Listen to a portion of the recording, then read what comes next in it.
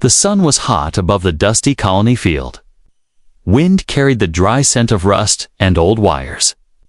Children laughed as they chased a floating hoverball through the sky. Their legs moved fast, their feet kicked hard, and their hearts raced with joy. But one girl sat alone on the metal bench near the fence. Her name was Raya. She was small for her age. With pale blue skin, soft silver hair, and large black eyes that followed the ball like a silent dream. Her legs metallic and stiff, barely moved. They were old prosthetics, built for walking, not running, and certainly not for playing. She wanted to run. She wanted to feel the wind rush past her face. She wanted to jump and laugh like the others, but all she could do was sit and watch. Again and again, day after day, "Why don't you join Metal Legs?" One of the alien boys shouted, his voice full of mocking. Others laughed. The sound sharp like broken glass. Raya looked away. She had heard it many times before. She was used to the words, but they still hurt. In the shadows of a nearby repair shed, a human man stood watching. He was tall, with a beard full of gray and hands stained with grease. His name was Drew. He was the colony's mechanic, the one who fixed broken droids, power doors, and once even the mayor's hover chair. But Drew didn't look at broken machines today. He looked at the sad girl with the metal legs, and something inside him moved, like an old motor sparking back to life. He walked over slowly, wiping his hands with a rag. His boots heavy on the dry ground. Raya heard him, but didn't turn. "Nice day for a game," Drew said softly, his voice gentle, calm. Like a warm blanket in the cold night, Raya nodded, her eyes still on the ball. "Yes, sir," she whispered. "Why don't you join them?" he asked, knowing the answer, but wanting her to speak it. She looked at her legs, then at the ground. "I can't play ball," she said quietly. "Not with these legs." Drew didn't speak for a moment. He just looked at her legs, old bolts, scratched joints, wires barely holding. "May I sit?" he asked. She nodded, and he sat beside her on the bench, watching the game with her. Silence stretched for a while. "Comfortable, but sad, you know," Drew said, tapping his chin. "I once built a scooter that outran a racing drone." Raya looked up, eyes wide. "Really?" "Yep," he smiled. It exploded 5 seconds later. But those 5 seconds were beautiful. She giggled softly, and Drew smiled more. It was the first time he had heard her laugh. He stood up, stretched his back, and looked at her legs again. "These legs," he said, "they're not the problem." Raya frowned. "But they don't move right. They don't bend. They make me fall." He pointed at her chest. "Gently this," he said. "This is where running starts." She looked down, touching her own chest. "My heart." He nodded. "You have the heart, I can see it. But the legs, well, maybe it's time someone built you the right ones." Raya blinked, confused. You can do that?" Drew grinned. "I fix broken things, girl, but sometimes I like to build something better." Before she could reply, he tapped his head with a finger. "I have an idea," he said. "You just keep watching for today. But tomorrow, meet me at my workshop." Then he walked away, back to the shed, already drawing plans in his head. Ideas rushing like lightning. Old Earth tech, alien alloy, soft joint motors, and neural sensors. He would make legs that danced with her heart, not just her body. Raya sat still for a while, the hoverball game forgotten. Her eyes no longer sad, but curious, hopeful. She looked down at her metal legs, touched one gently, and whispered, "Tomorrow," from a distance. Drew looked back once, saw her smile, and nodded to himself. He didn't know if his plan would work. But he knew one thing: he had just taken the first step to help a girl run again. And maybe, just maybe, fly. The next morning came with the soft hum of machines and the chirping of metal birds, tiny repair bots that cleaned solar panels across the colony. Raya stood outside Drew's workshop, nervous but curious. Her old prosthetic legs creaked with every step. She took a deep breath and knocked on the heavy metal door. It slid open slowly with a hiss, and a wave of warm air, grease, and the smell of burning wires rushed out. Inside stood Drew, wearing goggles too big for his face and holding a wrench longer than his arm. "You made it," he said. With a smile, good Raya stepped in. Eyes wide, the room was filled with scrap parts. Glowing crystals, half-built robots, and old human tech blinking softly in the corners like forgotten stars. There were blueprints spread across the walls, sketches of hoverbikes, battle drones, and now 2 long silver legs drawn with bright blue lines. "Are those ... mine?" she asked. Voice small. Drew nodded. "Custom built, designed for speed, balance, and beauty." "But why me?" she whispered. "I'm not special." Drew stopped what he was doing and looked at her. "You are, Raya," he said, "because you haven't given up. And that makes you stronger than most." He walked over to a table and picked up a small glowing orb. "This is the heart," he explained. Power cell made from a rare earth crystal synced to emotional output. Raya blinked. "It feels warm." "That's because it responds to trust, courage, hope," he said, placing it in her palm. "If you believe in yourself, it gives more power."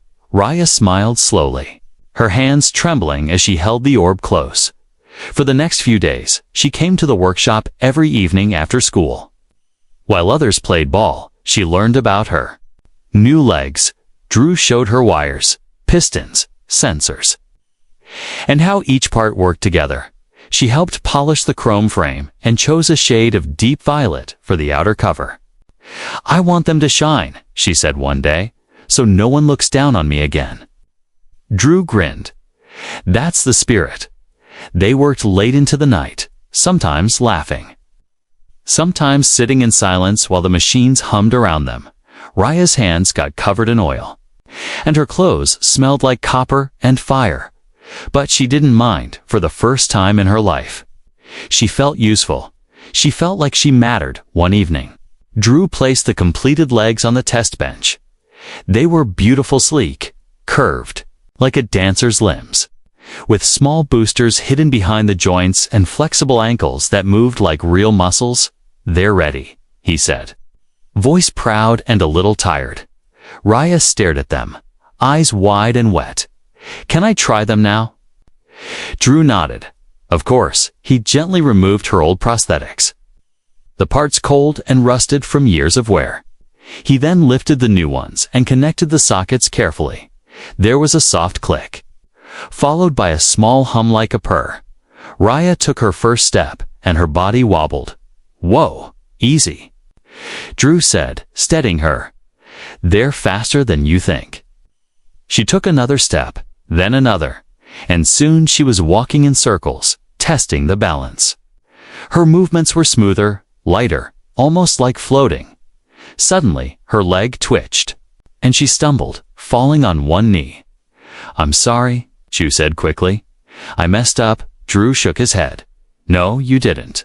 This is part of learning. Even the best fall down sometimes." He helped her up and pointed to a long hallway inside the workshop. "Try running," Raya hesitated, then nodded slowly.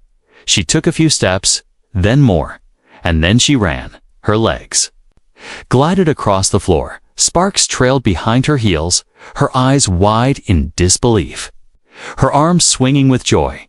She reached the end of the hall and turned around, panting but smiling. "I ran," she said, laughing. "I really ran." Drew clapped. Not bad for day one, but outside the workshop, hidden behind an old crate, someone was watching Brask, another colony mechanic, half cybernetic, eyes glowing red.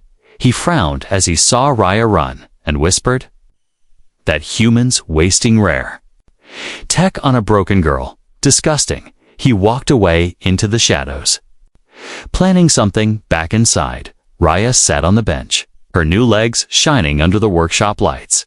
She looked at Drew. "Thank you for everything." He wiped his hands and smiled. "Don't thank me yet, kid. This is just the beginning." And as she looked down at the glowing lines running through her legs, a tiny fire of hope burned brighter inside her chest. The sky turned orange over the colony as the twin suns began to set. Shadows grew longer, and inside Drew's workshop, sparks flew through the air like fireflies. Raya stood at the center of the practice area, her new legs humming quietly beneath her. Every movement she made sent soft pulses through the metal floor. Her balance was better now, and her steps no longer felt like falling. But running wasn't enough anymore. Now she wanted to jump, spin, dodge, and move like the other kids did on the hoverball field. "Okay," Drew said, placing down a small metal drone. "Today, we train reflexes." The drone floated up and zipped across the room. Glowing red, it moved fast, changing directions without warning. Raya's task was simple: don't let it touch her. She nodded, lips pressed together, and braced herself. The drone lunged. She leaped to the side, fast and clean. Her legs responded. With perfect timing, Drew clapped once, but the drone came again, this time from behind.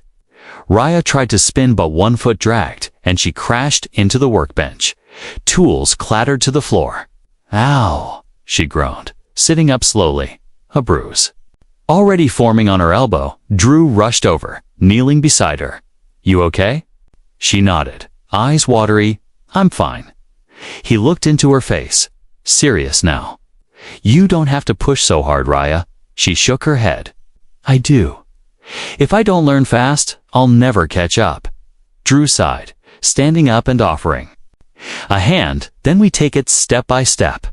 Not all at once. That night, Raya stayed longer than usual. She practiced rolls, sidesteps, and quick turns. The drone zapped around her like a bee. Sometimes she beat it, sometimes it beat her, but she never gave up. Every fall made her smarter. Every failure made her faster. But outside the workshop, Brask stood again, watching from the shadows, his metal hand clenching tighter each time Raya dodged the drone. "She's not supposed to improve," he whispered. "Not that fast." Jealousy burned in his chest like acid. Remembered being ignored when Drew was hired. Remembered how his own designs were rejected for being too aggressive. Now a girl with broken legs was being treated like a champion and by a human. No less. The next day, Brask visited the mayor's office. Planting small doubts in quiet words, "I hear Drew is using restricted Earth tech," he said with a smile. "Dangerous stuff, maybe too powerful for a child." The mayor frowned. "Is that true?" Brask nodded. "He's building something." Unstable. Meanwhile, Drew and Raya were in the backyard of the workshop.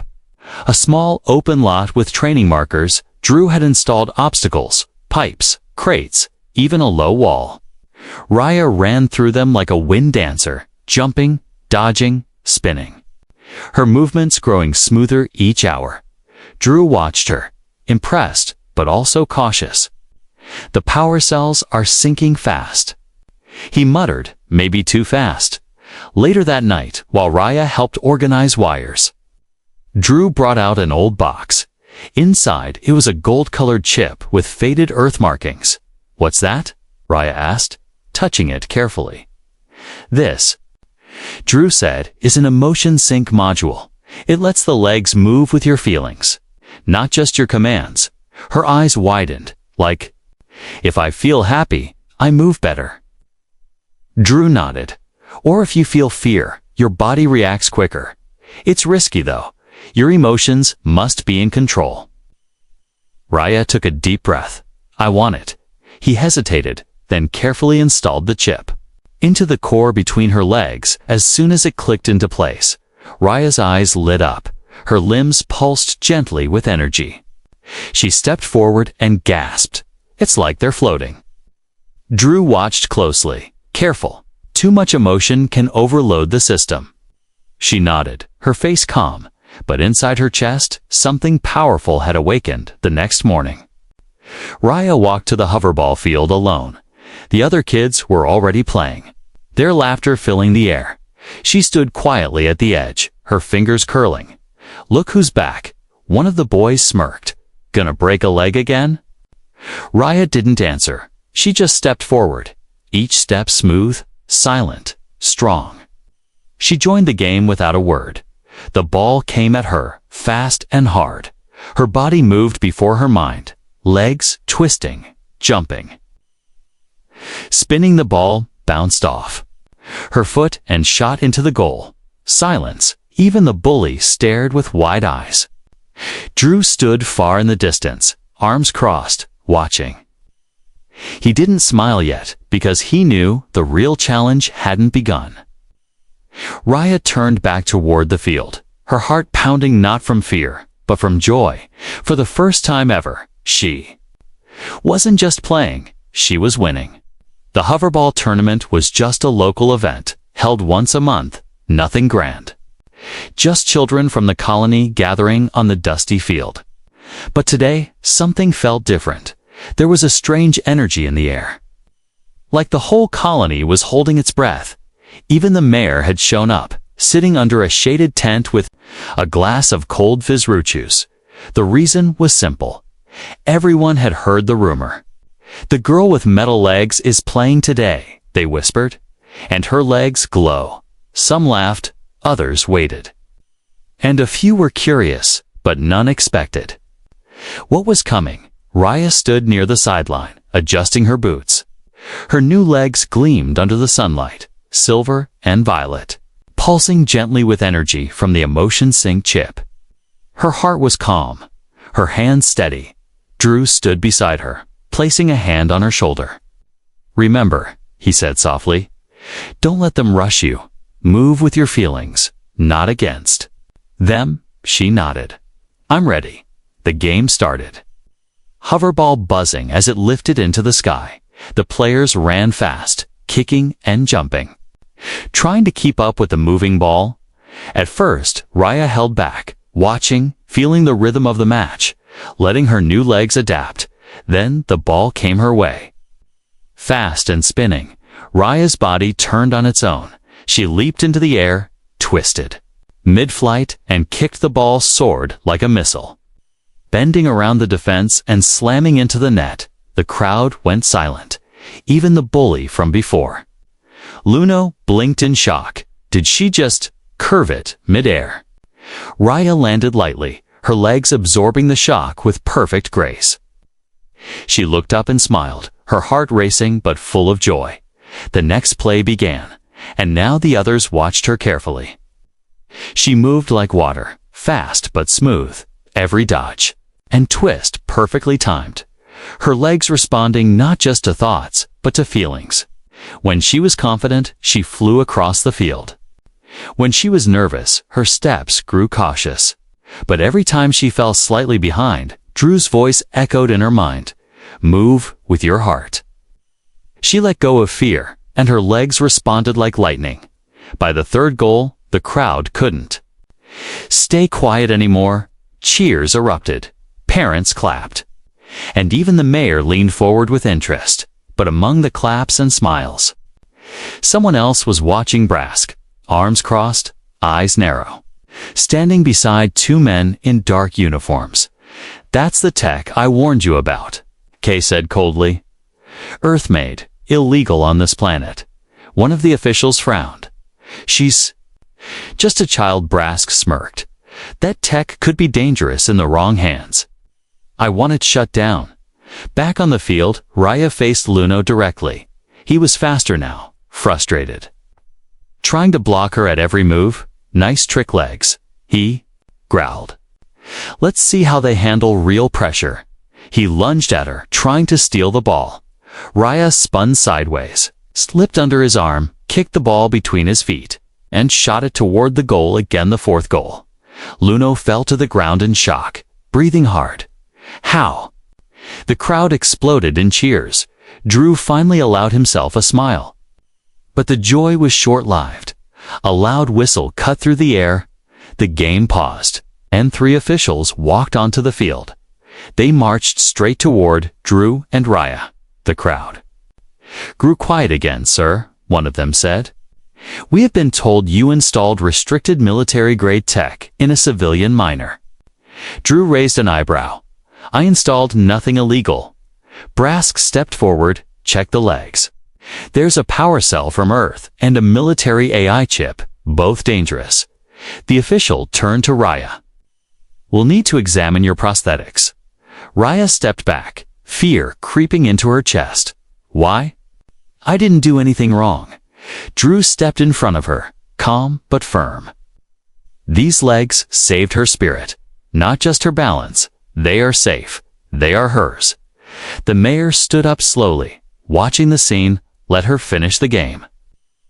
The mayor finally said, voice deep and clear, if she wins fairly. We'll discuss the tech after. Brask tried to argue, but the mayor raised a hand. This is still a place for hope. Raya nodded, heart beating fast, and returned to the field. Now the game mattered more than ever. Not just for pride, but for her right to play at all. The ball lifted again, final round. Raya saw Luno across from her. This time he looked different, not angry, but impressed. Let's make this real, he said, offering his hand. She took it, shook it once, and smiled. The match restarted, fast and fierce. Players moved like stars in orbit. But Raya shone the brightest. She passed, dodged, danced, and finally kicked. The final goal hit the net with a sound like thunder. Game over. The field erupted in cheers. And the mayor stood, clapping slowly. She wins, he said, and she keeps her legs. Brask turned red, but stayed silent.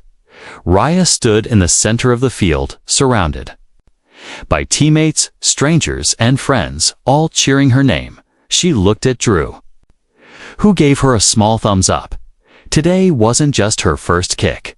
It was her first step toward a future she once believed she'd never have. The game was over, but the crowd didn't leave. Children surrounded Raya, some asking for tips, others simply staring in awe. She laughed shyly, still breathing hard, her legs glowing with faint blue light. The emotion sync module still warm inside her core. Drew walked up with a water bottle and towel. Proud but quiet. That was something, he said. You played like a storm. Raya smiled.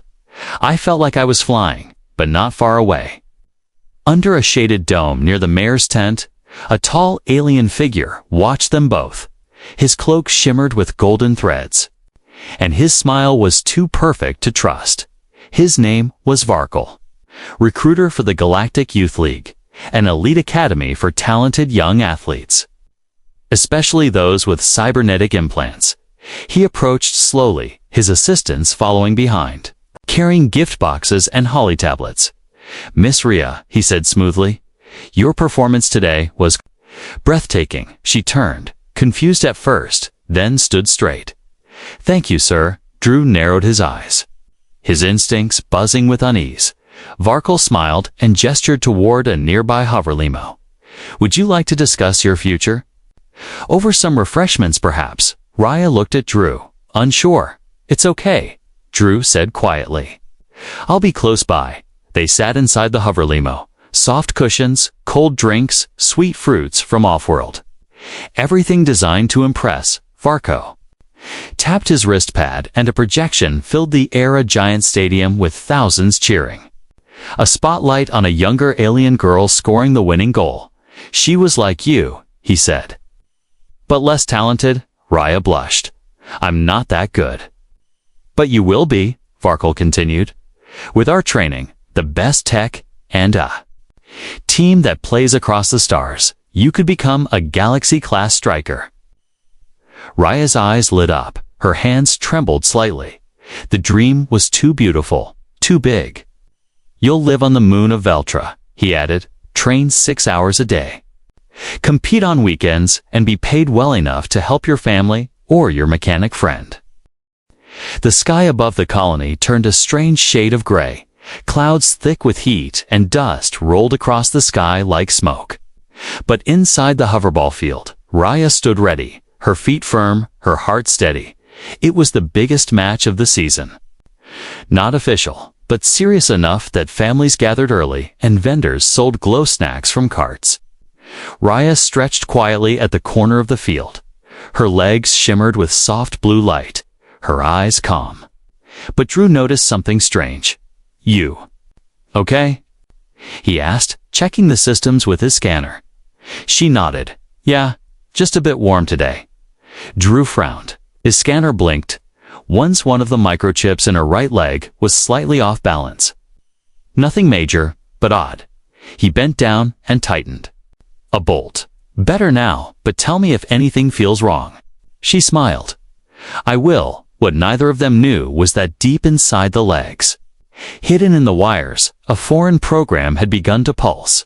Small at first, but growing with every step. Varkel's retrieval team had visited the workshop during the night while they slept. They didn't steal the legs, they infected them. Override will activate mid-match.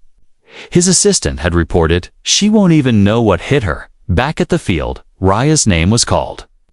She stepped forward. The crowd cheered, and even her old bullies clapped now. Her reputation had spread far and wide, the girl with feeling legs. They called her as the match started. Raya ran faster than ever, dodging players, kicking with grace and strength, her passes perfect, her steps like music. Drew watched proudly from the bench, but the blinking in his scanner returned. Faster now. Suddenly, mid-sprint, Raya's right leg twitched, just once but hard. She stumbled and rolled on the ground. The ball flying past her. The crowd gasped. Drew stood up immediately. Raya pushed herself up, confused. "That's weird," she whispered, shaking the leg. Then it happened again.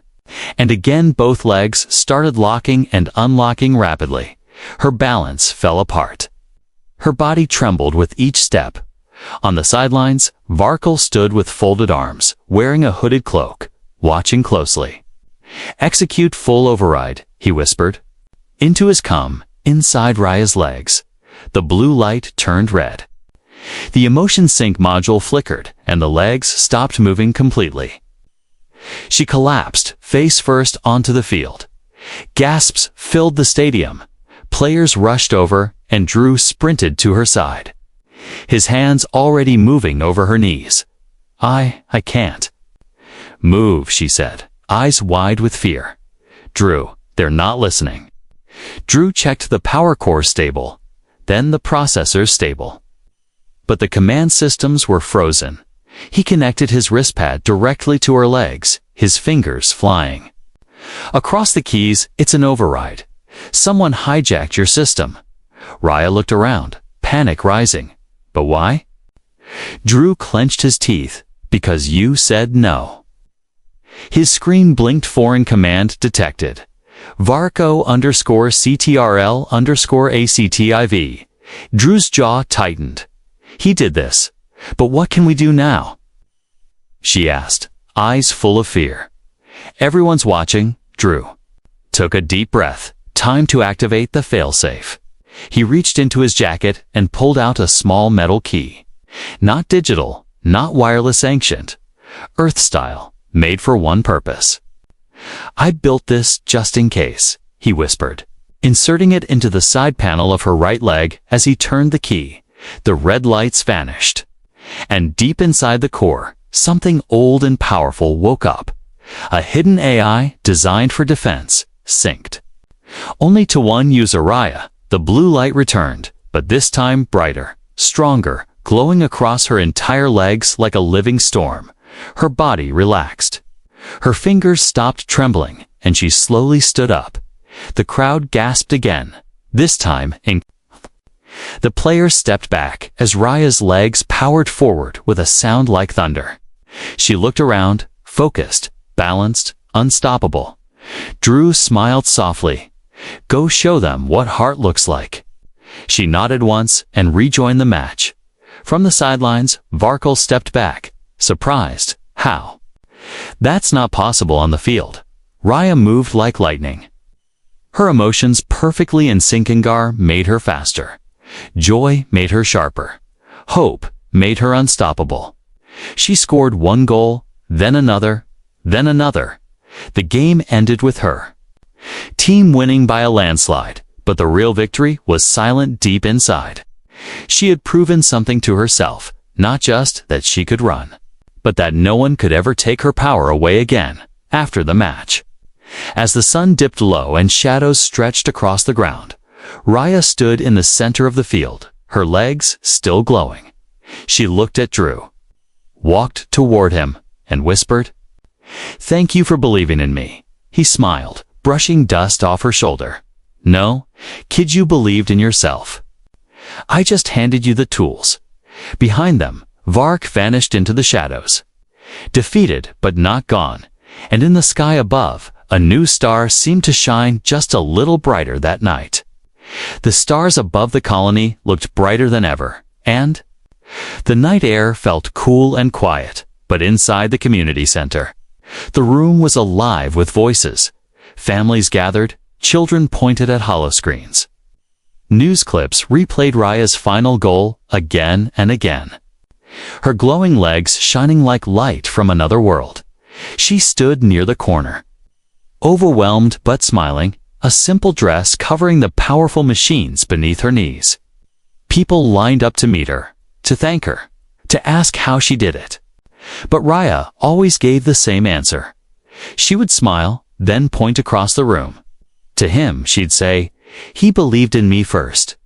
Drew stood near the snack table, awkward and quiet, a sandwich in one hand and a confused look on his face. He had never been good with crowds, and now people kept calling him hero, genius, and legend.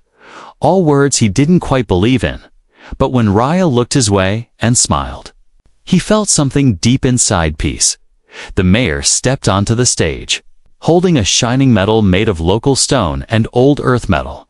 "This colony was built by survivors," he said to the crowd.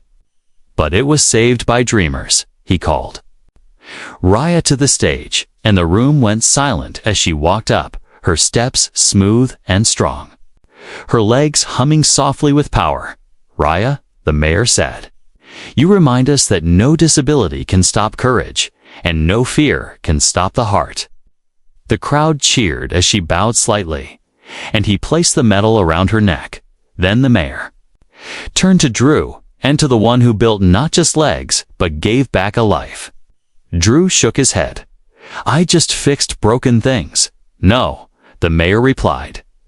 "You made something new." That night, the stars weren't the only things shining. Later, after the crowd left and the lights dimmed, Raya and Drew walked back toward the workshop. The street's quiet now, the wind soft. "Do you regret it?" Raya asked suddenly. "Giving me the emotion chip, building these legs instead of something for money." Drew smiled. "No one remembers who built the biggest war machines," he said, "but they always remember the ones who helped someone run."